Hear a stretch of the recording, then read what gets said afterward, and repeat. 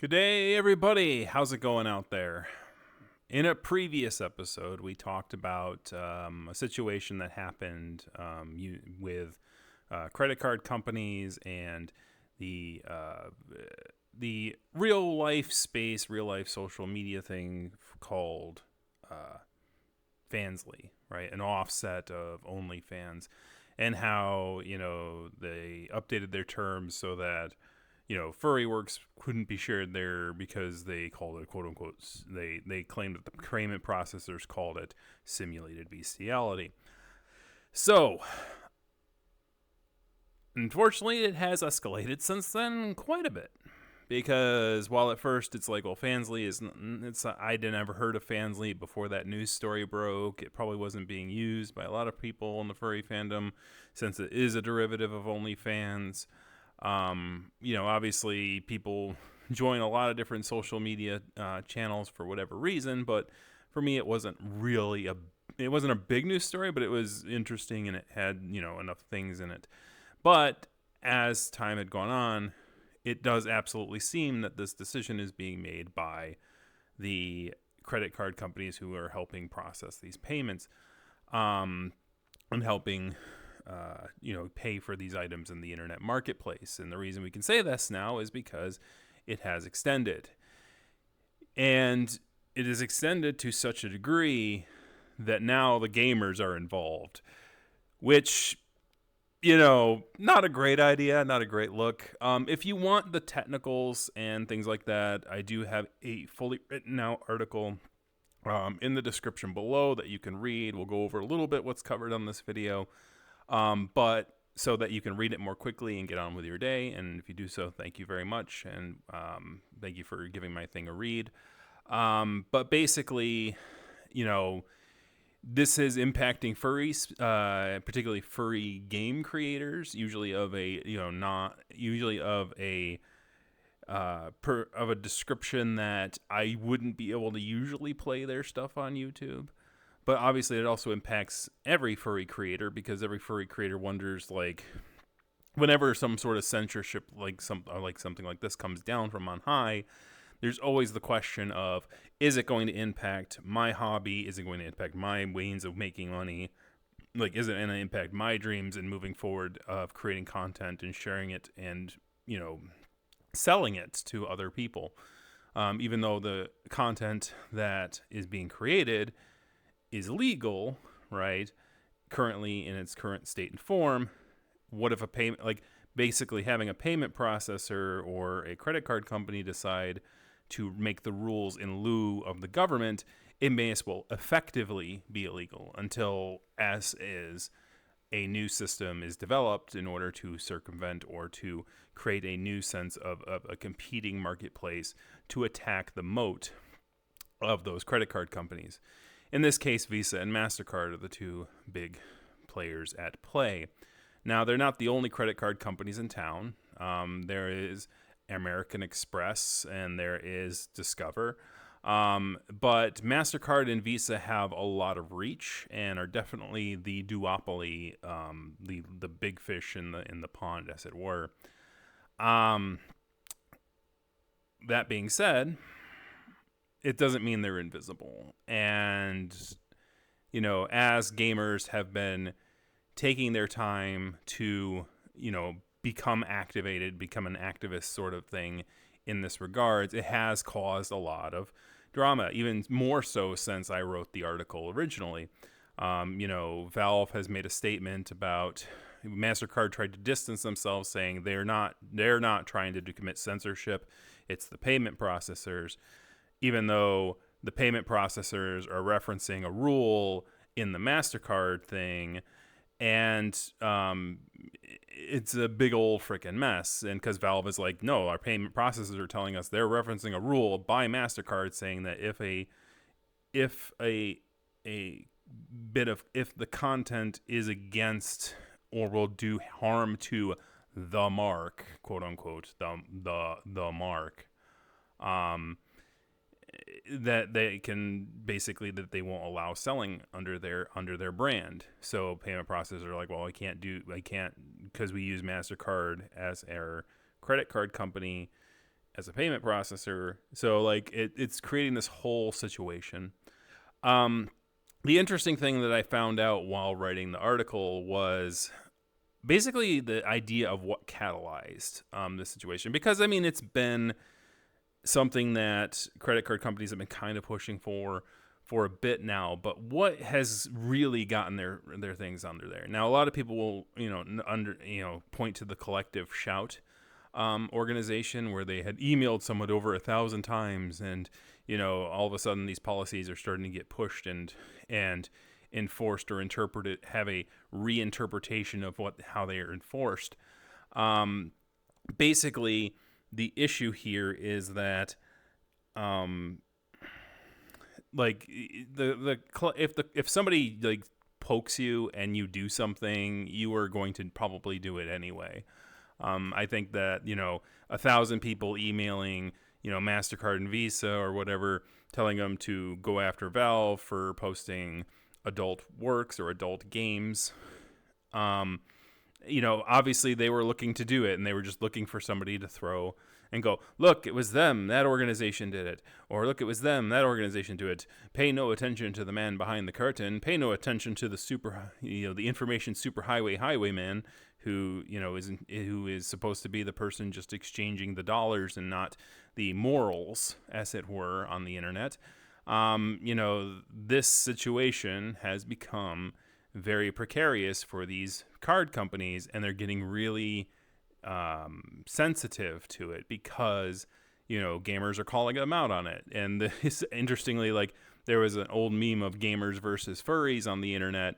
Like, what the credit card companies have done is basically the gamers and the furries are like temporarily like trucing now, because they have a collective interest in these high interest charging companies, taking advantage of their almost monopoly position on payment processing on the internet, to basically,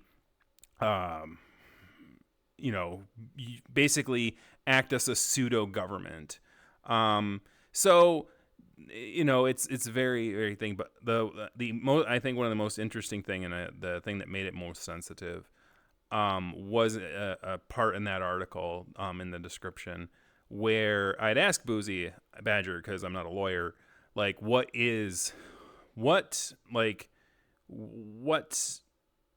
due diligence does a credit card company have to ensure that the transaction that they are committing to is legal in that sense, depending on those situations, right? That they would inject their morals. Because to me, it's like, obviously I'm thinking of examples like, well, if a person whose card is registered in New York goes over to Pennsylvania and buys a bunch of fireworks that are illegal in New York, is the credit card company responsible for that transaction?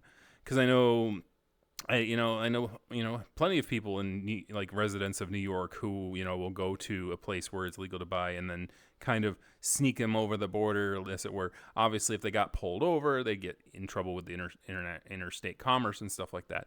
But like, who needs to involve cops and searching a car if they commit other like traffic crimes? If the credit card companies are noticing, hey, this person lives in the southern part of New York, and they clearly are buying fireworks in Pennsylvania, like, shouldn't we flag and like take a look at that? Now, whether or not, because to me, them coming after like these sort of gray area pieces of artwork and gray area video games kind of points that question to them. How much responsibility does a credit card company bear in the results of a transaction? And I think that's the thing that they're scared about, because the thing is that Boozy pointed me out to, as sort of a not quite precedent yet, was a 2002 case where a young lady who grew up to be a young woman ended up suing Visa over a situation involving Pornhub. And when she was younger, she was basically, unfortunately and tragically, involved in a bout of revenge porn. Like, basically, the young lady was taken advantage of by a person who posted her stuff on that internet site, which had advertisements and also payment processors, and also Visa was involved in that, sort of like making that site financially viable. And because of that, like because of that, in her lawsuit, she states Visa had looked the other way when individuals were being utilized for videos on that adult content website who were not adults, and basically legally, by the law, shouldn't have have their stuff posted on there. And shouldn't the credit card companies who are enacting that commerce for a site that is committing actual crimes be held liable for that particular situation? Especially since, then this is one of the pieces of evidence that they point out, was that Visa really actually took action after a New York Times piece in 2020 discussed that situation happening at Pornhub. And basically, because of that, they pulled back everything. Basically, Visa's like, we're gonna talk with this site, and we're gonna see that they're doing things good and things. And what the lawsuit says is that, the lawsuit's statistics say that 80% of the content on Pornhub was removed as a result of Visa stepping in and saying, we're going to sit down and we're going to make sure that they're doing things right and doing things above board, and that real life crimes are not occurring on this site to make this kind of content. And because of this, so the result of that was the court said that some of those parts that she complained about with Visa are actually pursuable in a lawsuit. And because of that, now we have the credit card companies very sensitive about having their brand associated with sites that have fictional content that, can be construed, may get them into some people who are litigiously happy, as it were. And so basically, that's where it is. And now, so that's sort of the news about the factor. I'm going to give a little bit of opinion here because, when I write something out, you probably either read it already or you have the option of reading it. I'm going to give a little bit of an opinion here on this. And it frustrates me, quite honestly. Because obviously Visa, there's no articles of whether or not this, what the court date is or whether this is going to continue in court. It's still playing out in the courts, I believe. But the fact of the matter is that Visa is, in my opinion, personal opinion, not a lawyer, in my personal opinion, Visa here is dragging this through, and I think that they did have a responsibility to ensure that illegal activity was not occurring on those websites in that marketplace in which their product is used. Absolutely. But that is the major line. Legal, not fictional works that impact nobody. And I'll ask it in this question. Why is it that because of Visa's indiscretion back in 2014, because that's how long ago this situation happened, why is it that furries who are creating fictional games and fictional works and fictional content that is actually hurting nobody, maybe other than the psyche of the person who reads it unprepared or doesn't doesn't consume it with the wherewithal of what they're getting into, and they might not be into it and it hurts their brain, but that's not illegal. Especially since furries are we are very particular about putting up content warnings on our stuff so that people are in the right mental headspace to deal with the content they're in, especially if we tag things very appropriately. Why is it the furry visual novelist, game creator, from 2025? Why is it their problem why is Visa making their failure over a decade ago the problem of the furry in 2025? And why are they making it the gamer's problem in 2025? Because of their indiscretion and their quite honestly disgusting behavior for their inaction back in 2014. The answer to that question is, to me, there is no excuse. There should not be a relation. But because of how feelings work in human beings and feelings go, corporations can take advantage of going, hey, look, we're doing things now. You should be happy. Look at the things that we're getting rid of. We're getting rid of all these things. We're going to use the most heinous language to describe the things that we are removing from our marketplace so that you think that we're actually cleaning up things when the things that we should have cleaned up were actually in the past and the things in reality, right?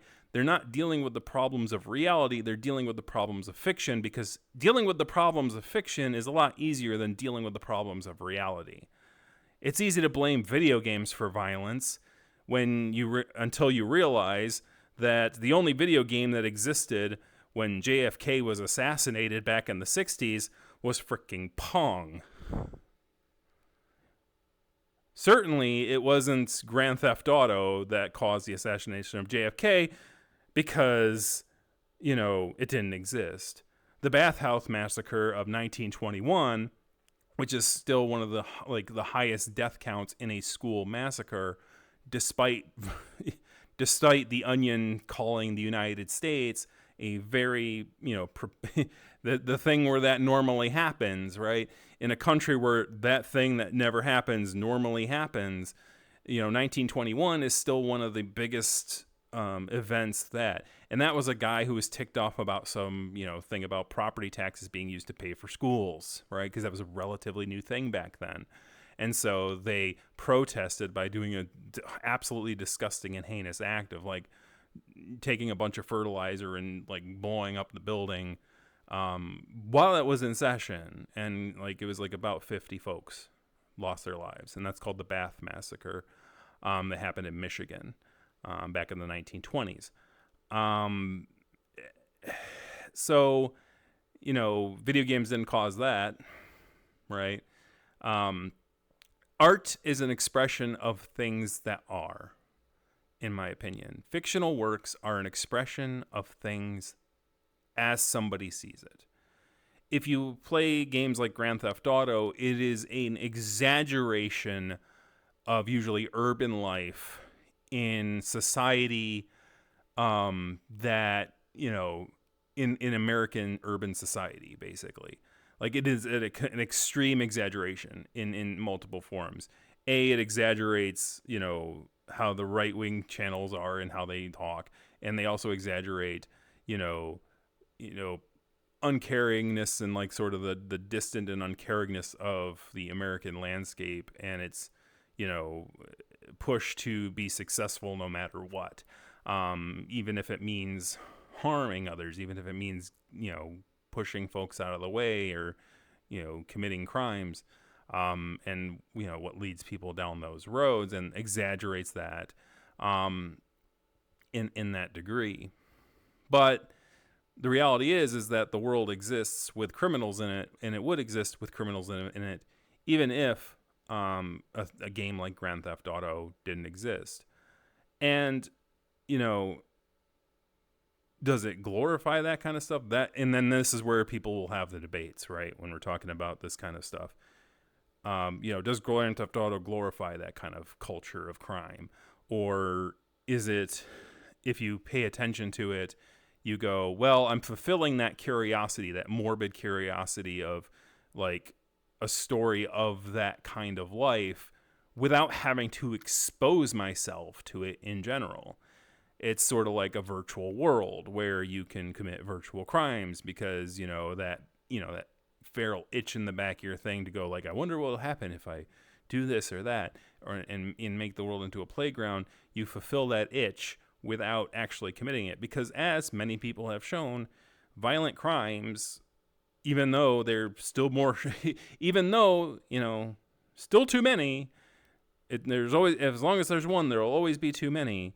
But they have been decreasing statistically over time, in spite of the government becoming, in my opinion, more violent.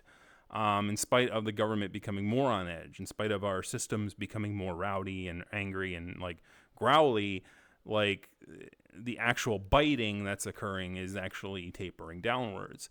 In that essence, statistically.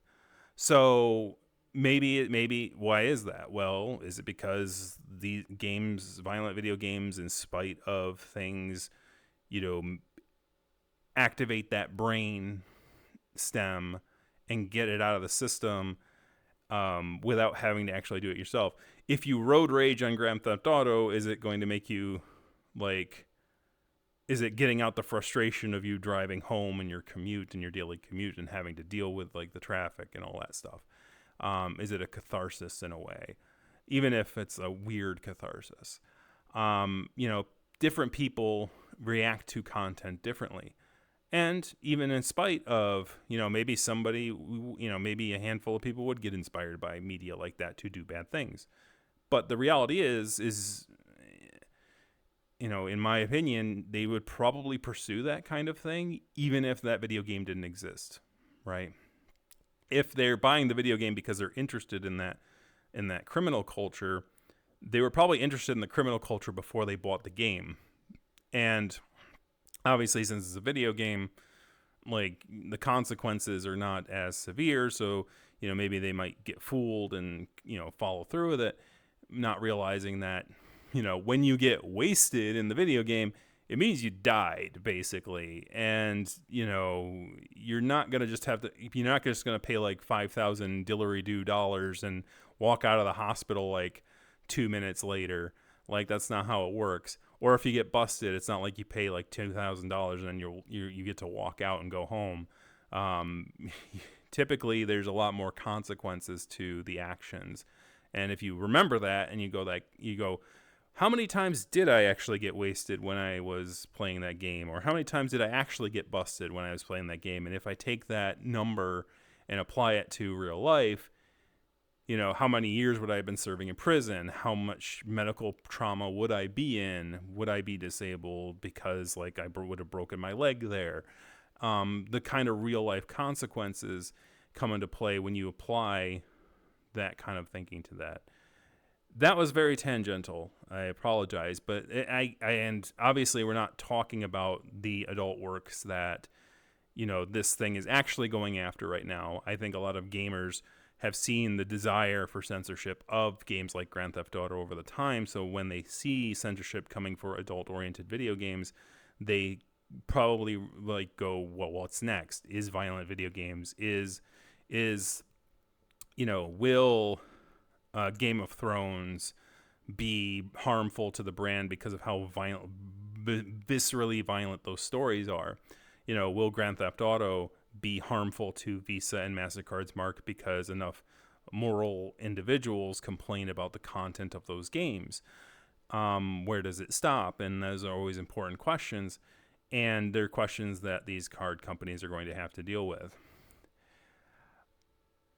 The frustrating part, obviously, is that a lot of furry content creators, and a few of them I've watched, like in particularly going of itch.io and Valve have been having to deal with this situation. The worst situation, I think, is that obviously as itch.io was come after, I think it accelerated and influenced this problem even more so.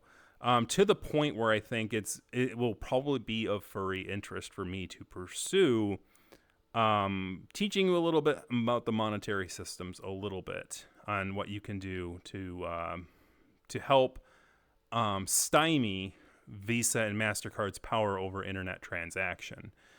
And what I mean by that, in short, is, of course, they do wheel-wise. This means war. Because I know a lot of people are doing movements and a lot of people have been giving them calls and doing all those things.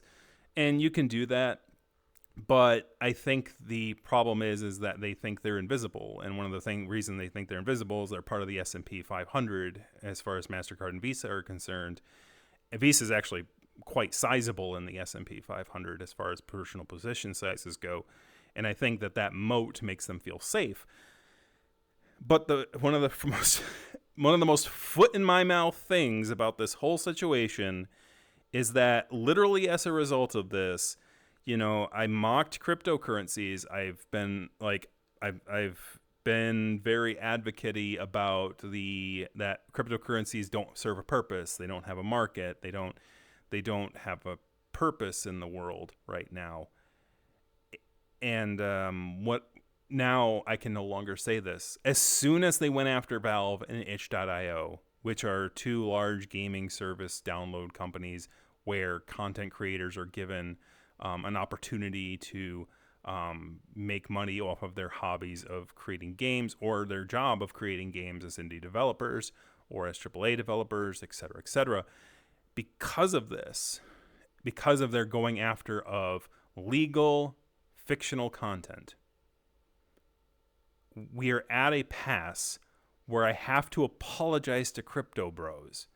And that frustrates me to all heck, because I'm a kangaroo and putting my foot in my mouth is never a great look. Now, one could say, well, but I'll say this, I'll just save my own grace. I'll say, well, the environment has changed.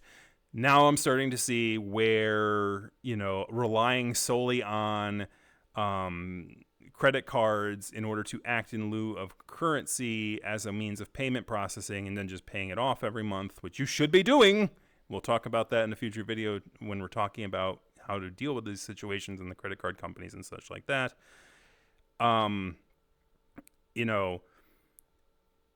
Even if that's the case, like, they are starting to get too comfortable with their position of power, and what they don't realize is that the moat is turning in. And the final section of my article goes into this a little bit, so I won't take up too much more time on it. But long of the short is, in May of this year, Coinbase has become a part of the S&P 500 as well. And for those of you who don't know who Coinbase is a sort of cryptocurrency broker / service that allows you to trade, to bring in currency and then change it to a crypto that's held by Coinbase and all this other stuff. Not promoting the company or anything like that. Just saying, they're there. They're in the same group of companies that Visa's in. They're here. They're there. And it's kind of foolish for MasterCard and Visa to think that this is over and that they'll be able to do this without taking future revenue hits, because they're going to start to put down the censor block. Will it hurt? But the question is, how much will it hurt? Will it hurt that much, or will it hurt real big? And as I said, I think that, the whole going after itch.io and, the minority content in Valve of adult works is a lot easier than having to address the situation that happened with Pornhub in 2014 for Visa. But it's not going to work, and it's actually caused a very big backfire. Obviously, they've received more than 1,000 emails and things like that. The collective shout of the people who are opposed to what collective shout wants is louder.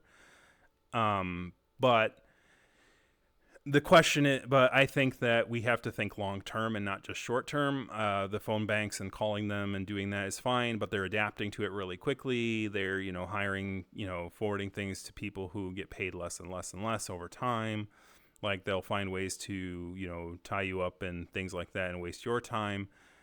Instead, I think the best thing that you can do, and I'll say this as a shorthand, I can make a longer form video if we want to continue down this road. If you do, leave a comment in the comment section if you want me to present some ideas about the future of the internet's payment processing, or future of payments made over the internet, and how we as people will probably move into that future. If not, and by discussing it may accelerate it, right? Which is the thing that Visa and MasterCard, I think, are more scared of than just random phone calls.